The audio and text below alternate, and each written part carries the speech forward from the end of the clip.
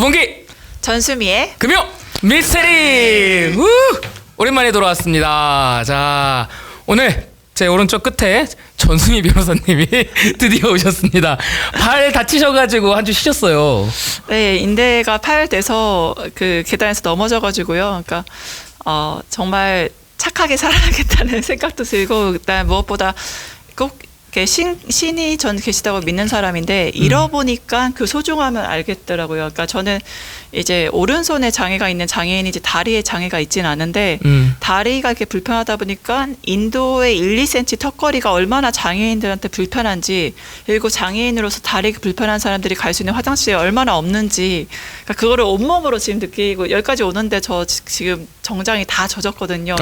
너무나 힘들어서 지금 이거를 몸소 체험해 봐서 더 낮은 곳에서 국민들을 섬기라는 뜻인가라는 생각으로 지금 열심히 체험하고 있습니다. 인대가 파열돼서 계단에 넘어진 게 아니고 계단에 넘어져서 인대가 파열된 거죠? 네, 그쵸, 그렇게 말했어요. 이제 몸이 힘드니까 정신도 나가는 현상을 다시 한번 죄송합니다. 네, 어쨌든 다시 돌아온 우리 전수미 변호사님 환영합니다. 자, 그럼 언제나처럼 우리 게스트 소개는 변호사님께서 해주시겠습니다. 자. 네, 지금 윤석열 정부 무너진 1년을 맞이하고 있는데 더불어민주당에 이런 소리를 많이 듣습니다. 아마추어 정권, 아마추어 의원들, 아마추어 당이다. 더불어민주당이 해야 될 일을 하는 정당, 아마추어가 아닌 프로 정당임을 보여주는 의원님이 계신데요. 바로 김승원 의원님이십니다. 오늘 이 자리에 함께해 주셨습니다. 큰 박수 부탁드립니다. 네, 여러분 안녕하세요. 수원시 장안구 출신 김승원 의원입니다. 수원시 갑이죠, 지역구가. 갑입니다. 초선입니다. 그리고 전직 판사 출신입니다. 판사 출신. 네. 오늘 여쭤볼 얘기 많습니다. 참고로 말씀드리면은 지금 녹화하는 시점이 윤석열 정부 취임 1주년 되는 딱 그날이에요. 네, 저도 여의도에서 기자회견 하고 왔어요. 네, 100년 같은 1년이었다 이런 말하고 왔는데 관련해가지고 얘기 좀 많이 나눠보도록 하겠습니다. 네. 오늘 윤석열 대통령 취임 1주년 이제 제가 녹화를 지금 진행하고 있는데 이런 말을 했습니다. 자유와 혁신의 나라 만들겠다. 그러면서 우리 과감한 인사하겠다. 이런 말들을 하거든요. 그리고 무엇보다 좀 우려되는 게 지지율이 올랐어요. 5.4% 올랐는데 이러한 윤석열 취임 1주년을 맞이해서 지금 더불어민주당 의원으로서 특히 이제 판사와 변호사를 모두 체험하신 그 정말 최고의 법률가로서 이러한 검사 출신의 윤석열 대통령 좀 어떻게 평가하시는지 굉장히 궁금합니다. 네, 여러분들께서도 1년 동안 정말 힘들었을 것 같습니다. 모든 면에서 나라가 무너지고 국격이 사라지는 그런 것을 경험하셨을 텐데요. 속도가 이렇게 빠를 수 있나 할 정도로 우리나라의 위상이라든가 민생이 또 안보가 전부 다 무너지고 있는 그런 현상을 보셨을 텐데, 저는 한마디로 독선과 포갑이다.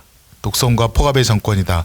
독선은 역시 윤석열 대통령 검사 출신답게 남의 말을 듣지 않습니다. 잠깐만요. 검사의 특징이에요, 그게? 남의 말을 듣지 않습니다. 어떤 수사를 목표로 삼고 기획을 했으면 거기에 따라서 압수수색으로 얻은 재료를 갖고 어떤 사실을 꾸미려고 하지 남의 말을 양쪽 말을 다 듣고 경청하면서 중간자적 입장에서 판단하려고 하는 일을 해온 분들이 아니기 때문에 일단 남의 말을 안 듣고 두 번째는 전문가의 말도 안 듣습니다.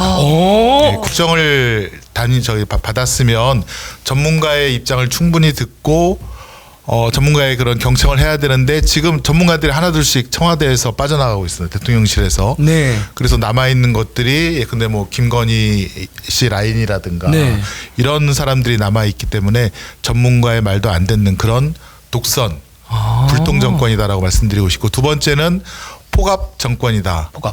내 말을 안 들었을 때 대화하고 소통해서 타협하려는 게 아니라 검찰 수사라든가 혹은 힘으로 누리려는 그것도 역시 검사의 특징 중에 하나인데요. 그런 행태를 그대로 보이고 있다 이렇게 생각이 들어서 그동안 국민들께서 얼마나 그 답답해 하셨을까, 이런 독선과 포갑 정권 때문에 숨막히셨을까 그런 생각이 들어서 뭐 정치인의 한 사람으로서 상당히 국민 여러분께 죄송하다는 생각이 들죠. 아니 판사 출신 의원님께서 말씀을 하시니까 더 신뢰감이 있어요. 그리고 말씀하실 때 제가 박수를 탁 쳤었던 게 검사의 특징이라는 거잖아요. 독성과 포갑이. 네, 네, 네. 그리고 방금 말씀하셨을 때 검사가 그러니까 주어진 증거들을 모아서 그 증거를 토대로 사실로 나아가는 게 아니고 생각하고자 있는 방향이 있고 그렇습니다. 증거를 거기에 맞춰가지고 배열한다 이런 식으로 말씀하셨어요. 맞습니다. 네, 네. 아, 그게 검사의 특징인 거예요? 가능합니다.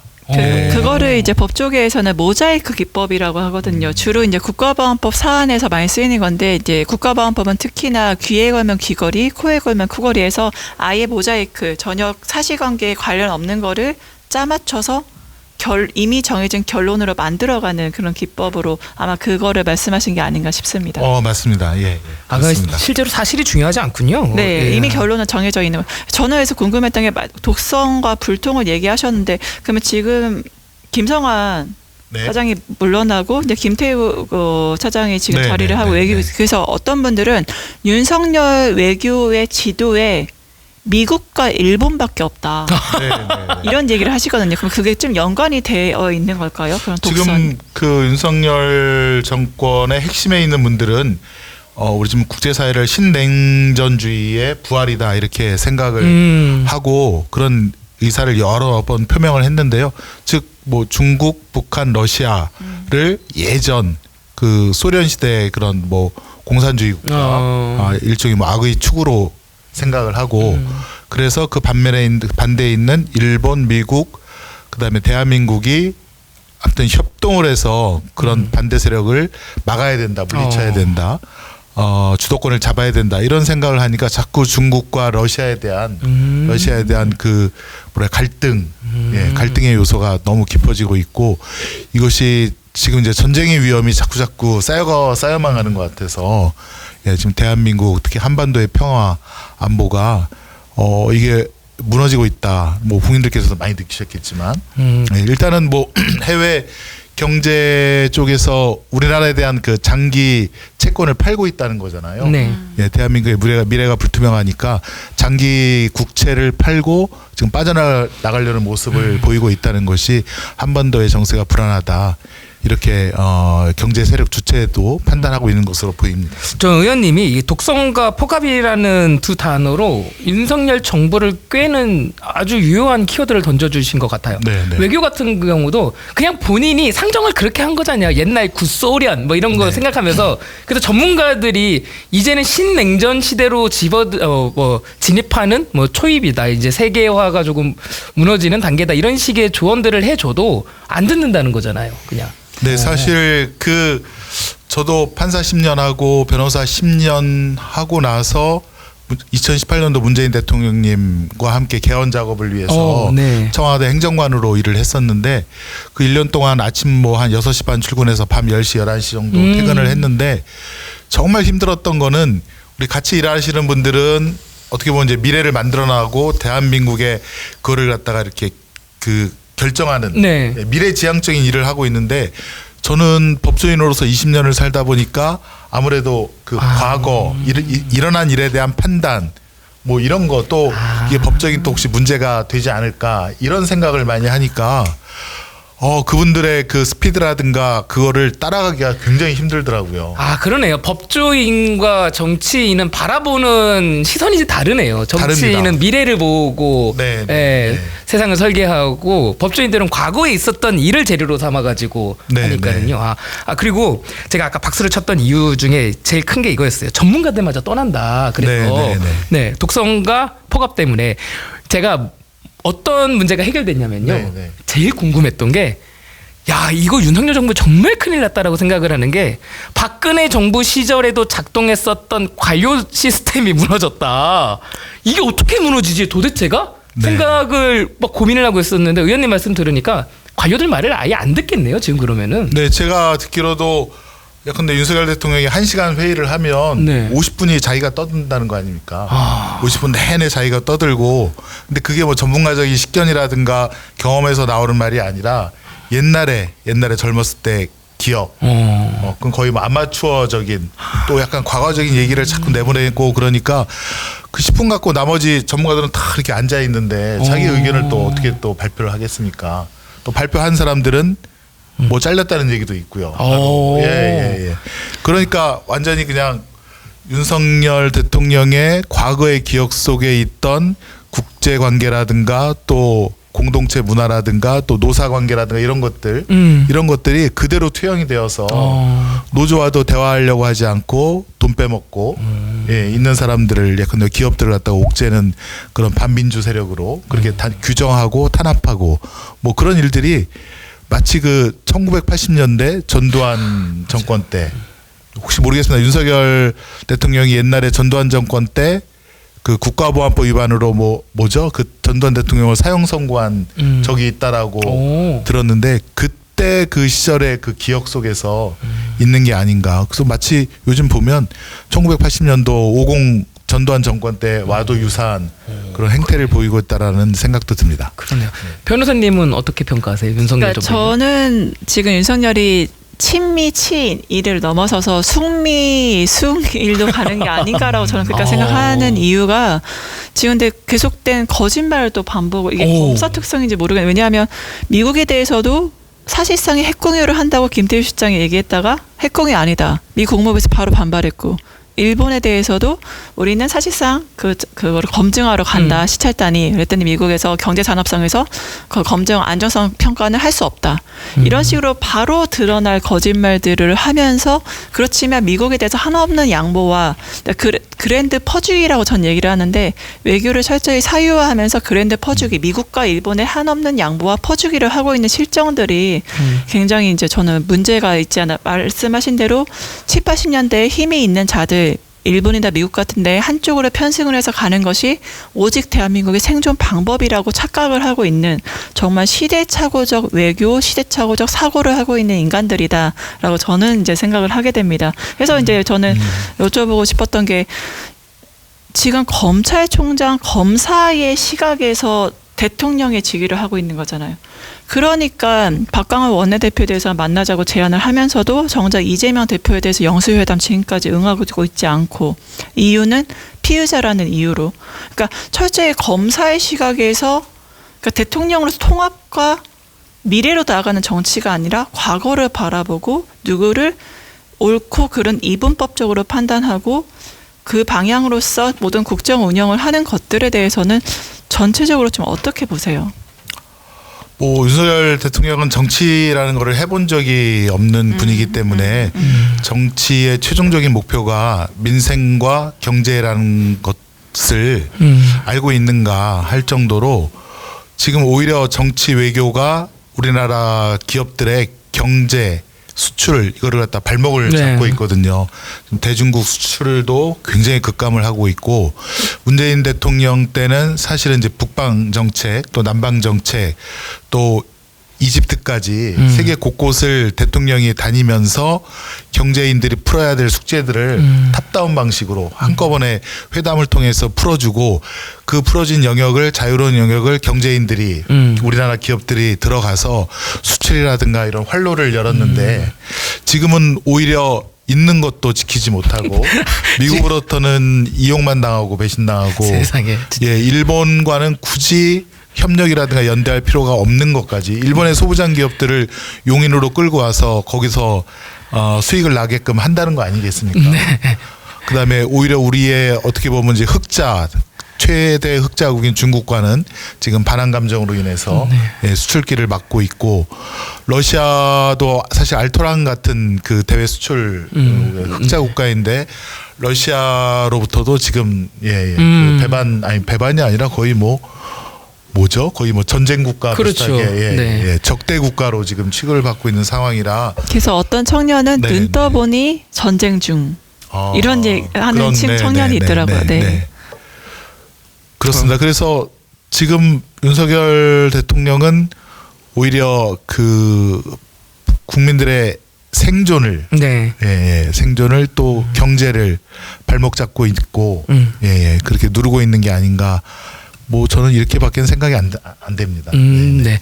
독선 포갑 얘기하다가 여기까지 번졌는데 제가 변호사님한테 말씀드렸는데 그냥 건너뛰고 말씀을 하셔가지고 변호사님은 윤석열 대통령 1년 어떻게 평가하는지 궁금해요. 네, 한 단어로 표현하면 아마추어 정권이다. 아마추어. 이게 왜냐하면 보수 진영에서 항상 진보를 공격하는 용어가 저희가 진보가 정권 잡을 때 아마추어 정권이다라 얘기를 하는데 사실 솔직히 따지고 보면 보수 진영에서 김영삼 정부 때 IMF 사태 터졌죠. 그리고 뭐 이명박 정부 때 뭐 4대강 삽질했죠 정말. 그다음에 박근혜 정부 때 국정농단 했죠. 지금 윤석열은 이 전직 대통령보다 더한 이제 아마추어 외교, 아마추어 국내 통치를 하고 있는 거잖아요. 그러니까 정말 누구보다도 가장 아마추어 정치를 하고 있는 그런 불통 대통령이다. 그렇게밖에 저는 평가가 안 되네요. 제 평가가 제일 셀 것 같네요. 저는 사이코패스, 소시오패스 정권이라고 생각해요. 의학적으로 실제로 의학적 기준에서요. 네. 그러니까 왜 이렇게 평가를 하냐면은요, 마음이 안 보여요. 마음이. 가령 정책의 기본은 마음이잖아요. 그러니까 정책 위반자가 그러니까 대통령이라고 해볼까요? 대통령이 마음이 가야지. 나 저거 문제라고 생각해. 그래서 관료들에게 불러가지고서 저 문제를 해결할 수 있는 방안 좀 설계해 주세요. 라고 얘기가 가야지 그제서야 이제 움직이게 되잖아요. 근데 그 마음 자체가 안 보여요. 윤석열 대통령한테는. 가장 대표적인 게 뭐냐면은 이번에 세월호 참사요. 세월호 참사래. 이태원 참사요. 네네. 이태원 참사 관련해가지고 정말 깜짝 놀랄 만한 사실이 아직도 사과를 아무도 안 했어요. 아무도 책임자 지금 처벌받지 않았고요.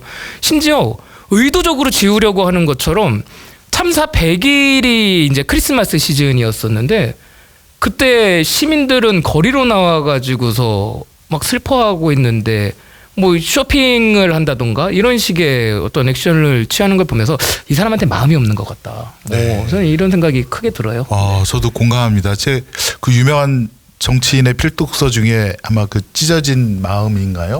그런 게 있나요? 예. 그러니까 이제 정치인이 예컨대 어느 시장에 바닥에서 이렇게 대야인가요? 다라 같은 거 놓고 나무를 파는 할머니를 보면서 네. 거기서 그 마음이 그렇죠. 울컥하고 찢어지면서 내가 정치를 하는 이유가 바로 여기에 그렇죠. 있다 이렇게 느낀다고 하시더라고요. 네. 그게 이제 어떻게 보면 공감이고 맞아요. 정치를 하게 되는 원동력이 될 텐데 진짜 말씀하신 대로 윤석열 대통령 예컨대 그 폭우로 인한 침수 맞아요. 거기 가서도 이렇게 구경하고 오듯이 야, 그 태도에서 다 보이잖아요. 네. 여러 원숭이 관람하듯이 이렇게 하는 게 네, 너무나 이렇게 보고 있다가 네. 그다음에 이태원 참사 그 현장에 가서도 그 좁은 골목 수많은 청춘들이 맞아요. 그 깔려 죽은 그 압사당한 맞아요. 그 골목을 갔다 이렇게 가서도 어떠한 그런 공감이라든가 찢어진 마음이 없이 맞습니다. 그냥 구경하듯이 온 거 보면 네. 그 맞는 것 같아요. 예, 소장님 말씀이 정말 네. 그리고 이게 근본적인 원인을 진단해 주시고 한번 우리가 생각해봤으면 좋겠는 게 우리가 어떤 사람에 대한 느낌을 갖게 되잖아요. 네네. 그거는요 종합적 정보의 총합인 거예요. 이 사람의 목소리, 눈빛, 태도, 그다음에 어떤 글, 이 모든 것들을 총합적으로 받아들여가지고 느낌을 받게 되는 네, 거거든요. 네, 네, 그렇습니다. 그래서 마음 따뜻한 사람, 가령 의원님 같은 분은 딱 처음 보더라도 맞아요. 따뜻한 분이다. 목소리 이게 제스처가 이번엔 사실 금요 미스테리가 아니라 힐링 캠프에 모셨어야 했거든요. 잠깐 시작하자마자 5초 만에 약간 후회를 돼서 이번 기회를 놓치지 않고 오늘은 이게 저희가 이렇게 상견례 하고 다음에 힐링 캠프로 모셔서 네, 인간 네. 김승원의 매력을 좀 들어야겠다 그 생각을 좀 합니다. 네, 어제 여러분들 다시 잘- 돌아와서 제 말이 안 끝났어요. 아직. 이거 전달해야 돼. 네네. 여러분 잘 모르시 옆에 김승원이 앉아 계신데 그냥 저 지금 무슨 적도 그러니까 아프리카 온 것처럼 더워요. 이 그 인간적인 냄새와 인간적인 훈훈함, 따뜻함이 지금 이게 햇빛 정책이라고 하죠. 햇빛 때문에 마이를 벗게 하는 그런 매력이 있으신 지금 의원님인 것 같아요. 다음에 꼭 힐링 캠프 나와 주실 거죠? 예. 제가 잘 구워진 고구마 같은 얼굴이라 따뜻함을 느끼시는 것 같습니다. 네, 지금 덥습니다, 여러분 지금. 네. 네, 어쨌든 윤석열한테는 그게 안 보인다는 거예요. 시민들로 네, 하여금 네. 저 사람에게는 애민 정신이 있다라는 게 안 보여요. 사람에 대해서 연민을 느끼고 이런 사람이 아닌 것 같은 거예요. 전 그게 어떤 정책이라든지 네. 그리고 실제로 국정 운영을 하는데 다 드러난다. 가장 대표적인 게 두 번째 그렇지 않아도 질문이 관련된 건데 아니 대통령이 이런 식의 말을 한단 말이에요. 야당 주도로 통과시킨 법률은 거부권 행사하겠다. 이게 말이에요, 방구예요, 이게. 아니 대통령이라면은 야당 주도든 여당 주도든 간에 국민들에게 필요한 법률이라면은 통과시켜야 되고, 그리고 그게 국회에서 반대를 하면은 오히려 찾아가 가지고 설득을 해야 되는 거잖아요. 이런 어떤 뭐랄까요? 어떤 불통, 그리고 실제로 시민들, 국민들에게 필요한 것들을 해결하고자 하는 움직임들이 전혀 보이지 않고 있는데, 의원님 같은 경우도 법안 대표 발의하셨던 거 지금 통과 잘 안 되고 있는 거, 여당에 의해서 그런 것도 있고, 그리고 윤석열 대통령이 1호 거부권으로 양국관리법을 거부했단 말이에요. 네, 그렇습니다. 이런 상황들 보면서 어떤 생각들 갖고 계셔요? 아니 정말 소장님 말씀대로 저도 이제 느낌으로는 생각했으나 명확하게는 규정을 짓지 못했는데, 윤석열 정부에게는 마음이 없다. 네. 그게 모든 이 문제의 근원이다. 네. 라는 것에 저도 100% 공감을 하고요. 그러니까 이제 양곡관리법 관련해서는 이제 농민들의 목소리가 그렇죠. 들리지 않는 것이고, 네. 그다음에 여러 가지 민생 법안에 대해서도 현장에서의 그런 울부짖음이 들리지 않으니까, 예, 또 안전운임제 관련해서도 정부가 안전운임제 어떻게 하겠다라고 했음에도 바로 말을 바꿔버리는 맞아요. 그런 것들, 또 간호법도 사실은 윤석열 대통령 후보 시절에 이미 공약을 한 건데, 그렇죠. 그 어떻게 보면 국민에 대한 약속을 갖다가 이제 손바닥 뒤집듯이 뒤집는 게 마음이 없는 정권이다. 예, 그것이 모두 다 일관되게. 맞습니다. 예. 그러면 앞으로도 이 마음을 찾지 않으면 앞으로도 더 어마어마한 일들이 네. 예, 벌어지는데, 근데 그 마음은 왜 이렇게 미국과 일본에만 향해 있는지 그러니까는요. 예, 너무 궁금합니다, 진짜. 너무 궁금한 것 같아요. 그러니까 정말 내가 듣기로도 어릴 때 일본에서 좀 살았던 기억이 있고, 미국에 대한 그런 뭐 좋은 추억이 결국 국정 운영이라든가 이런데 그런 마음으로 반영이 된 건가요? 그 말씀 들으면서 계속 생각이 드는 게, 이 마음이 없는 부분에 대해서는, 그러니까 어떤 결정적인 시기들의 여러 가지 경험들을 해야지 이 감수성들이 이게 네. 성장하게 되는데, 그런 과정이 되게 없었던 사람인 것 같아요. 윤석열 대통령을 보면은 그러니까 마음을 쓰는 곳이 너무 한정되어 있어요. 네. 가령 자기가 마음을 쓸 때 이런 식의 마음을 쓸 수 있는 거예요. 망해가는 건설사들의 미분양 주택을 사주어서 건설사를 살릴 수 있는 마음은 윤석열한테 있어요. 그래서 한번 해봐라. 근데 전세 사기로 목숨을 끊어가는 청년들을 살릴 마음은 없는 거예요, 윤석열에게. 전 다만 이 차이라고 봐요. 이게 이렇게 말씀하시는 분도 계세요. 아니 그러면 전세 사기 그거 구해주면은 그러면 보이스피싱도 구해주냐? 사실 바보 같은 소리거든요. 왜 그러냐면 어차피 한정된 자원을 가지고 마음이 가는 곳에 쓸 수밖에 없어요. 예산 자체가 그렇잖아요. 네. 그러니까 윤석열 정부는 이미 자기가 마음이 가는 곳에 쓰고 있어요. 모든 곳에 모든 단위에 모두의 마음에 들게 예산을 쓰거나 할 수는 없단 말이에요.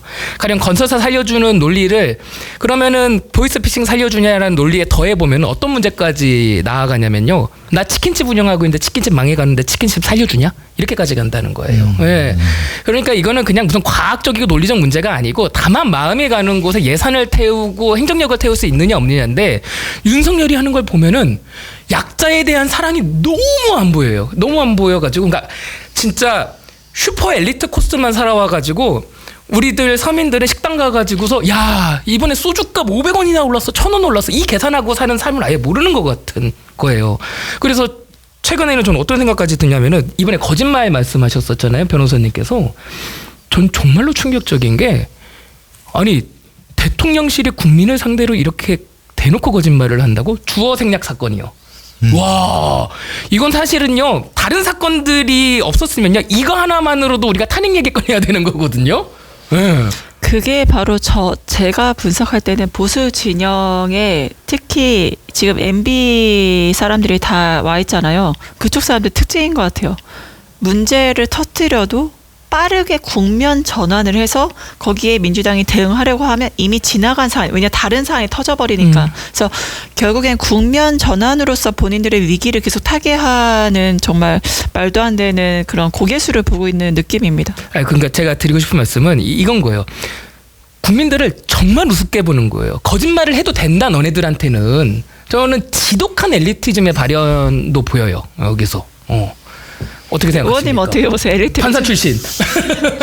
의원님도 의원님. 어떻게 보면 정말 최고 엘리트이시잖아요. 네. 예, 근데 판사들은 이제 재판받으러 오는 분들이 절반 이상은 좀 사회에서 어려운 분들이 많기 때문에 오히려 그분들로부터 많은 그 어려운 사정을 듣게 되니까 어느 정도 좀 균형 감각을 잡을 수 있는 큰 차이가 있겠네요. 검사 같은 경우는 범죄자를 그러니까 일반적인 형사부 검사들도 어려운 피의자들을 많이 만나는데 근데 뭐 정치 검찰이라고 하는 특수부 출신들은 대기업이라든가 정치인이라든가 그런 사람들을 유일하게 무릎 꿇릴 수 있는 힘을 갖고 있기 때문에 처음에는 기업 그다음에 정치인 수사에서 이제는 대통령까지 또 구속시키고 감옥을 보낸 그런 경험을 갖고 있는 세력들이 지금 권력을 잡고 있지 않습니까? 근데 그들 눈에는 모든 게 다 가능한 걸로 보이는 거겠죠. 네, 국민의 여론도 그다음에 또 뭐 민주주의도 자기들이 다 바꿀 수 있고 네, 그런 경험을 했기 때문에 이렇게 계속 오만하게 하고 있고 그 뭐 아무튼 검사 무오류설에 근거한다는 거 아닙니까? 네. 검사들은 잘못이 없다. 그러니까 이제 사과도 없고 사죄도 없고 지금 정권 핵심에 있는 사람들이 다 그런 생각을 갖고 있어서 그것도 참 걱정인데요. 근데 아무튼 윤석열 대통령이 좀 누구를 만나느냐가 중요한 것 같습니다. 정치인들도 서민이라든가 중산층이라든가 혹은 그 우리 사회의 가장 약한 부분에 있는 분들을 만나야 그분들과 공감하고 그분들을 위한 정책 아니면 중산층이라도 만나서 지금 출산율이 저희가 0.79%로 이제 0.8% 이하로 떨어졌는데 네. 그분들이라도 만나서 저희가 발의한 법 중에 아이를 갖다가 저기 기를 때 좀 더 소득공제를 세액공제를 해드리는 그 법안을 냈는데 어떻게 됐나요? 그게 아직도 막혀 있거든요. 왜 막혀 있죠? 제 아이 태어난 지 50일 됐습니다. 지금. 왜 막혀 있죠 이거? 축하드립니다. 네. 잠깐만 누가 발목 잡고 있는 거예요 이거? 그러니까 왜 박혀 있는지는 아마 어제 국무회의 윤석열 대통령 발언에서 좀 힌트를 얻을 수 있을 것 같은데 모든 잘못된 것은 다 문재인 대통령 때 문제고 잘된 것은 본인의 그 업적인 것처럼 얘기를 하면서 뭐 외교에 대해서도 지금까지 과거 진보 정권에서 문재인 정권에서는 북한의 선의에 기댄 그러한 외교 정책을 했다. 우리는 그러지 않겠다라고 했거든요. 이러한 과거 정권에 대한 비난과 평가 그리고 본인의 그런 발언에 대해서는 좀 어떻게 보셨어요? 국무회의 발언. 아무튼 그런 얘기를 하더라고요. 지금 이제 쓸 돈은 한정돼 있거나 더 많아지고 있는데 지금 윤석열 정부에서 초부자 감세를 이미 해줬잖아요. 네. 종부세도 감세를 해주고 그다음에 3천억 이상 이익이 나는 그 기업들에 대해서 또 감세를 해주고 초부자 감세를 하니까 올해 뭐 6조 그다음에 내년에 17조 정도의 세수가 감소하고 있고 더더군다나 경기가 어려워져서 예산 수입은 점점 줄어들 텐데 이렇게 서민 중산층을 위한 세제 혜택을 주려고 하니 더 이상 해줄 게 없다. 이러다가 나라에 들어오는 돈이 없어서 그러면 대기업 감세를 안 했으면 됐잖아요. 그러면. 그렇습니다. 초부자 감세를 안 하고 서민 중산층에 대한 감세를 우선적으로 했어야 되는데 그게 또 출산율과도 연결이 되니까요. 그런 걸 안 하고 초부자 감세를 먼저 해버리니 기재부에서도 우리는 쓸 돈이 없다 그러면 그러니까 서민 중산층을 위한 감세는 못하겠다 그렇게 이제 나오고 있어서 그래서 이제 사실은 이제 여당에서 또 대통령실에서 이제 잡고 있는 거죠. 발목을 또 잡고 있는 거죠. 대통령실에서 이렇게 오더가 내려왔다고 보시는 거예요? 저는 그렇게 기재부 사람들 통해서 듣고 있습니다. 그래서 결국에는 예산을 짜내도 더 이상 나올 나올 게 데가 없어요. 없다. 야. 그렇게 듣고 있습니다. 출산율 0.78%라고 걱정은 사실 하면서 10년째 출산율 추락하고 있는 상황이잖아요. 그러니까 결국엔 부자에게 줄 돈은 있지만 아이들에게 줄 돈은 없다는 게 대통령실의 논리인 거고요. 그렇습니다. 출산율 관련해서는 청년들이 서로 만나서 연애하고 또 결혼해서 살 집도 있어야 되고 아이를 갖다가 어떻게 보면 국가 책임제하에서 키우는 그런 시스템이 딱 만들어져야 되는데 사실 청년들을 위한 주택이라든가 그런 것도 다 깎이지 않았습니까? 몇 조 원이.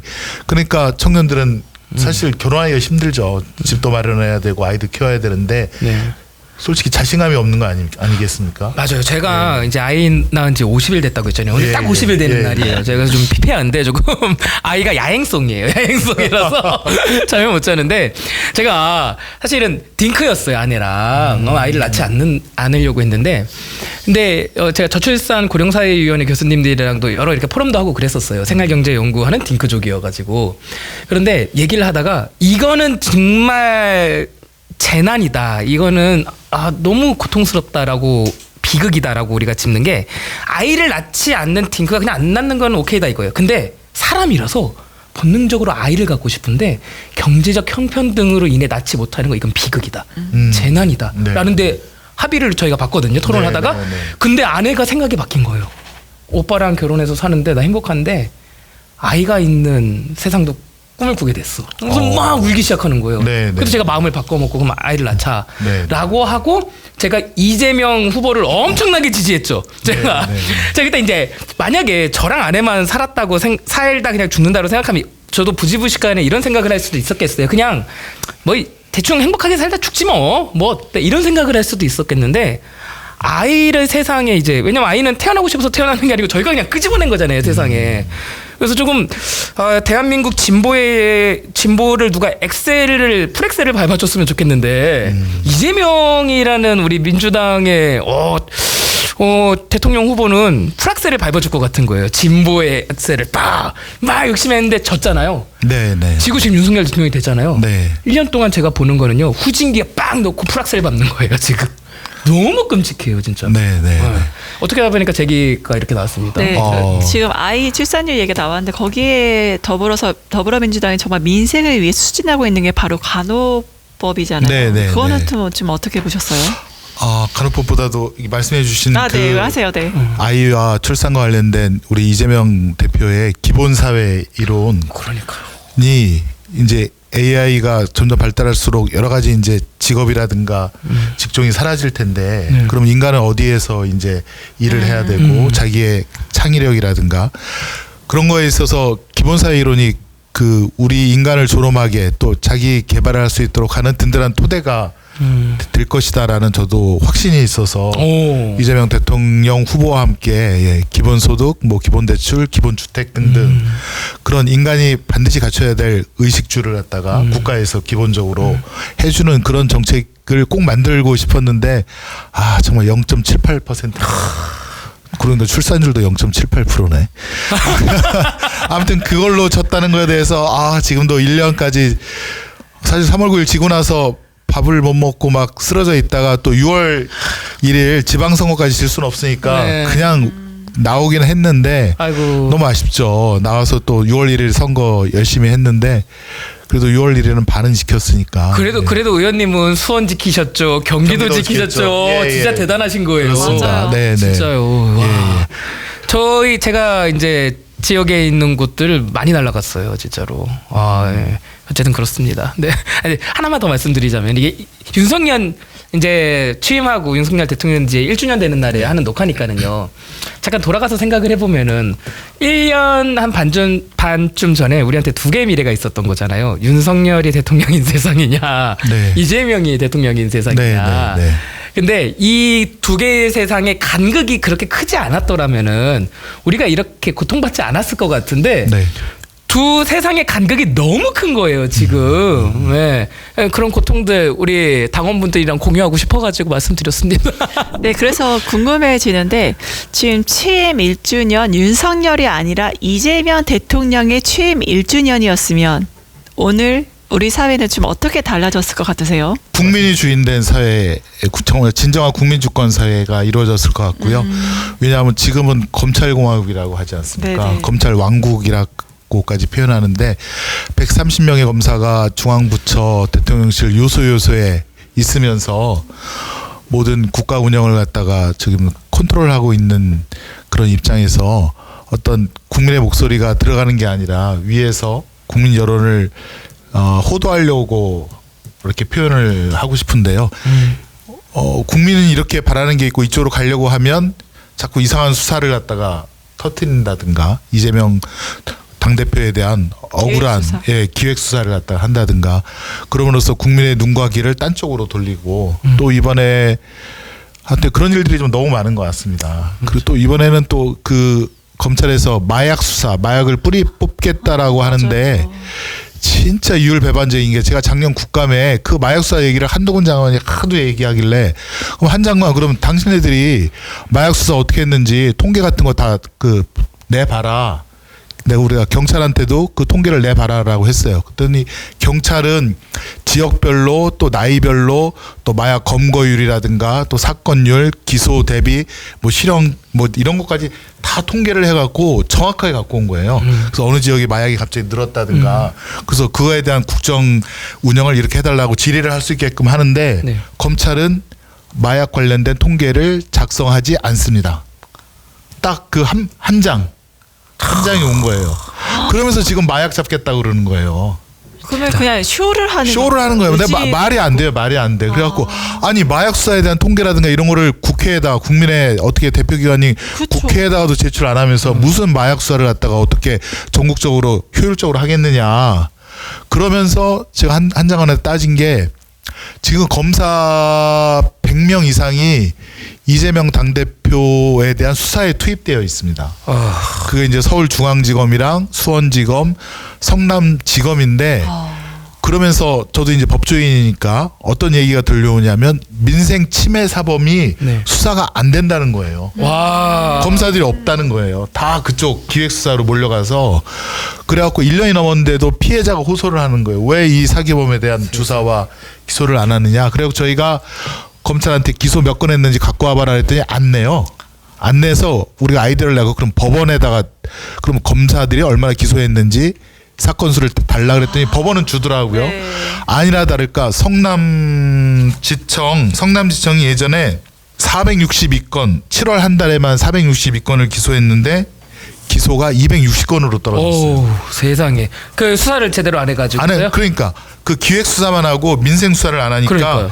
이 사건 기소율이 푹 떨어졌습니다. 야. 성남지원도 그렇고 서울중앙법원도 그렇고 그래서 이런 거 보고 한 장관한테 정말 당신이 민생을 위한다면 지금 민생 침해 사범부터 먼저 뭐 수사를 하는 게 맞지 않겠느냐. 이번에 뭐 전세 사기 피해자도 있고 네, 맞아요. 코인 투자 피해자도 맞아요, 있고 대량 피해가 발생하는데 그래서 그때는 뭐 하겠다고는 하지만 실적으로는 그렇게 100건씩 200건씩 줄어들고 있지 않습니까? 아. 그러면서 이번에 또 마약 갖고 또 국민들의 눈과 귀를 또 돌리지 않습니까? 맞아요. 자기들이 마약을 이번에 완벽하게 처치할 것처럼. 음. 근데 마약 사건에 대해서도 사실 90% 이상이 다 경찰이 합니다. 아. 경찰이 정보 얻어갖고 경찰이 다 잡으러 다니고 그러는 거고 검찰은 일부 큰 사건 밀수라든가 제조 이런 거 위주로 하는 거고 일반 민생은 다 경찰이 90% 이상 하고 있습니다. 그러니까 한 장관이 또 이원석 검찰총장이 이런 거 국민들한테 호도하거나 속이면 안 될 것 같아요. 정확하게 통계 내고 우리 지금까지 이렇게 했는데 네. 앞으로 이렇게 하겠습니다. 그렇게 그 고백적으로 그 결의를 갖다가 보여야지 뭐 마치 자기네들이 이제 마약 사건을 했으니까 다 처리할 수 있는 것처럼 뿌리를 뽑을 수 있는 것처럼 하는데 그거는 좀 국민들께서도 아셔야 될 것 같습니다. 그러니까 쇼라는 거 100% 공감하는 게 그 12구 참사가 일어났을 때 네. 검찰이 한 말이 있죠. 바로 부검을 하겠다. 그렇죠. 저는 이거는 정확하게 피해자 그리고 유가족분들을 2번 죽이는 일인 거예요. 저 말씀하는데 소름 돋았잖아요 지금. 어우. 어떻게 국가에서 책임을 방기해서 일어난 사건에 대해 이 사람들이 마약에 대한 중독 상태인지를 우리가 검증하겠다. 부검하겠다. 부검이란 거 아시잖아요. 이거는 정말 2번 죽이는 거거든요. 이러한 쇼 정권을 유지하기 위한 모든 수단으로 국민을 하나의 도구를 활용하는 이런 정말 무공감, 무가치, 불통의 정권이 있기 때문에 국민들이 더 많이 지금 고통받고 있고 신음하고 있다. 그렇게밖에 말씀을 못 드리겠습니다. 진짜 끔찍하네요. 지금 말씀들을 쭉 해주시는데, 그러니까 윤석열 대통령인 지금 현재의 뉴스들이 다 끔찍한 거예요. 보니까 마약, 거기에다가 뭐 이태원 참사, 뭐 등등등. 이게 제가 최근에 더 느꼈던 게 아내가 이제 아이를 낳고 나서 제가 병원에 같이 입원해 있었는데 그 뉴스를 못 봤어요. 병원에 있느라고. 그것은 천국입니다. 뉴스 없는 세상은 진짜 천국 같더라고요. 와, 나가지고 다시 뉴스를 보니까 너무 괴로운 거예요. 다시 돌아서 말씀을 드리면은 변호사님께서 이재명이 대통령인 세상이면 지금 어떻겠냐라고 말씀하셨는데 저 사실 이거 상상해봤어요. 상상해봤더니 뉴스에서 마약 뭐 이런 거 나오는 게 아니고요. 우리 싸워요. 싸우는데 뭘로 싸우냐면요. 기본소득 갖고 싸워요. 기본소득 예산 그거 뭐 넣어라 빼라 왜 농촌은 더 주냐 왜 청년은 더 주냐 예술인은 왜 더 주냐 이런 거 갖고 싸우고 있었을 거예요 우리들. 저는 또 외교 분야를 굳이 말씀드리면 그 필리핀 대통령하고 지금 미국 대통령 정상회담 했거든요. 거기 내용 중에 뭐냐면 마르코스 대통령이 미국 필리핀에 있는 미군을 인정하면서 우리는 철저하게 미군의 입장에서만 그 이익을 관철하지 않겠다. 우리의 실리를 추구하겠다라고 당당하게 미국에 요구할 건 요구를 해요. 만약에 이재명 후보님께서 당대표께서 대통령이셨다면 정말 철저하게 오직 국민만 바라보면서 국익 위주의 실용 외교를 하셨을 거다. 지금처럼 어느 한쪽에 편승된 외교는 절대 하지 않았을 거다. 저는 그렇게 좀 확신을 합니다. 네, 저도 그게 동의합니다. 지금 대통령실 업무가 얼마나 많은데 지금 국힘당 당대표 선거 관련해서 이렇게 해라 저렇게 해라 또 당대표한테 이렇게 해라 또 최고위원한테도 뭐 공천 관련해서 뭐 그런 얘기도 지금 막 돌고 있지 않습니까? 대통령실이 그렇게 정말 한가한 데가 아닙니다. 그렇죠. 매일매일 올라오는 커다란 이슈가 적어도 하나 둘씩 이상 되고 그것들을 빨리빨리 그 방향을 잡아주고 처리해야 되면서 동시에 사회적 대타협이 정말 그 문재인 정권 때는 그게 어떻게 보면 굉장히 그 분쟁 해결의 수단으로서 네. 많이 이용이 됐었는데 아무래도 어떤 정책이라든가 또 예산 사용에는 갈등이 있을 수밖에 없습니다. 단체라든가 세력 간의 갈등이 있을 수밖에 없는데 그때는 사회적 대타협을 통해서 이런 분쟁을 해결해 나가자라고 하는 그러한 그 기운이랄까요? 그런 그게 있었는데 지금은 윤석열 대통령 하에서는 거의 일방 통행식 대통령실이 정해준 대로 그렇게 나가니까 우리 국민들 사이에 분열과 갈등이 더 심해지는 것 같고 또 거기서 외면받는 약자들의 원성이 자자하고 있지 않습니까? 그러니까 토요일 날 촛불 집회에 네. 많은 국민들이 가서 외치고 있는 거고요. 진정한 주인은 국민 아니겠느냐. 맞아요. 네, 그걸 외치고 있는 거라서 1주년이지만 정말 급격한 그 전환이 아니면 윤석열 정부는 점점 늪으로 나락으로 빠져드는 것이다라고 경고 아닌 경고를 좀 주고 싶습니다. 지금 말씀이 딱 와닿는 게 뻔히 보이잖아요. 명약관화하잖아요. 아쿠아일로를 걸을 거다라는 게 윤석열 정부가 더 개선될 거라는 희망이 사실은 없잖아요. 우리들에게. 너무 고통스러운 1년이었고 이거를 4번 더 살아내야 된다? 저는 솔직히 말해서 자신 없습니다. 이재명 대통령이었다면 아마 당을 이렇게 사당화, 자기 개인의 당으로 만들어서 이런 당무 개입, 정말 헌법, 입법부, 사법부, 행정부 분립이라 상권 분립의 정신에 위배하는 헌법을 위배하는 초유의 대통령은 되지 않았을 텐데 이재명이라면 달랐을 텐데 정말 취임 1주년 맞이해서 다시 한번 너무너무 좀 아쉽습니다. 좋아요. 자, 이제 마지막 질문이 남아있고 시간이 거의 다 됐습니다. 우리 윤석열 대통령 취임 1주년 관련돼서 얘기를 처음 시작했는데 다시 그쪽으로 끌고 가볼게요. 이렇게 해봐요. 영화 후기 남기듯이 윤석열 대통령 1년 별점 5점이 만점입니다. 별점을 주고 그리고 한 줄 평 이렇게 하나씩 남겨보면 재밌을 것 같아요. 의원님이 마지막에 하시는 게 왜냐하면 주인공이시니까 그게 좋을 것 같고 변호사님 한번 남겨주세요. 저는 극한 직업 대한민국 국민. 아니 별점은 당연히 없죠. 빵점. 제가 빵점. 별명이 빵원짜리 변호사인데 이제 인권 변호사다 보니까 돈을 받지 않고 일을 해서 그러니까 윤석열 대통령은 빵점짜리 대통령이다. 빵점을 제가 드리고 싶고 그리고 진심이 없는 사람이다. 전 태영호 의원 건에서 너무 화가 나는 게 당무 개입을 한 게 잘못한 거지 태영호 의원실에서 그게 발설이 된 게 잘못한 게 아닌데 태영호 의원 꼬리 자르기를 하잖아요. 본인이 잘못한 거는 면피하면서 정말 탈북민 인권을 얘기하고 북한 인권에 진심이었으면 과연 태영호 의원에 대해서 이런 조치를 할까? 결국에는 진심이 없고 공감이 없는 대통령이고 탈북민도 정치적 도구로 활용하는 국민의힘이고 대통령실이다. 저는 그렇게밖에 보이지 않고 오히려 민주당은 최근에 북향 여성 인권 위원회가 만들어졌거든요. 제가 이제 거기 위원장을 맡게 되는데 북한에서 오신 여성분들의 인권을 어떻게 정말 개선할 것인지 북한에서 오신 분들을 모시고 정말 실질적인 제도와 법 제도 개선을 위해서 이제 힘쓴다는 점에서 철저하게 국민의힘과 민주당은 결이 다르고 사람에 대해서 접근하는 방법도 다르다. 빵점짜리 대통령 다시 한번 말씀드립니다. 빵점. 그거 받으면은 저는 반대예요. 별 5개 만점. 공포 영화예요. 공포 영화. 오늘부로 여러분들 사상 최강의 공포. 아니지. 오늘부로 이제 구봉규 소장님이 국민의힘 이제 대통령님 저요. 이거요? 네, 오늘부로 배신자 변절자 구봉규 소장을 보고 계십니다. 아니. 이걸 공포 영화라고 상정한다면 별 5개도 아까워요. 네. 소우 아세요? 영화 소우? 제가 소우 1까지는 봤거든요. 소우 2를 친구들이랑 게 그때 더 젊었을 때니까 극장 가서 딱 봤는데 너무 고통스러운 거예요. 그러다가 딱 이제 그 직소가 이 말을 하잖아요. 자 이제 게임을 시작하지. 저 바로 박차고 일어났어요. 너무 힘들어서 또 이 이상은 못 본다. 지금 그거 이상이에요. 지금 공포 영화로 따지면은 5점 만점을 뚫고 나가는 정도의 공포적 상황이에요. 지금 1년을 이렇게 했는데 4년을 또 본다고? 저는 진짜 끔찍합니다. 저는 그래서 5점 만점. 네. 우리 의원님은 어떻게 평가하시겠어요?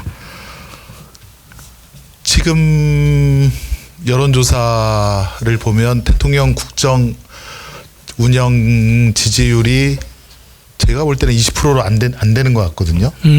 별 5개로 치면 별 1개. 되게 뭐랄까요? 학구적이세요. 네. 지금 한 개인데 분석이. 네. 아까 이제 공포 영화 말씀하셨지만 저는 3류 영화 중에 별 1개로. 네, 극장 개봉작이 아니라 비디오물 중에. 옛날에 이제 극장에 못 걸리고 비디오물로 나오는 역시 영화 중에 한수 더 앞에 나아가시는 별 1개고 한 줄 평은 어느 인터넷 댓글 중에 하나인데 국가판 더 글로리라도 나와야 된다라고. 지금 윤석열 대통령이 약간 연진이처럼 네. 학교 폭력 비슷하게 검찰이라는 고데기로 국가 폭력을 행사하고 있다라고.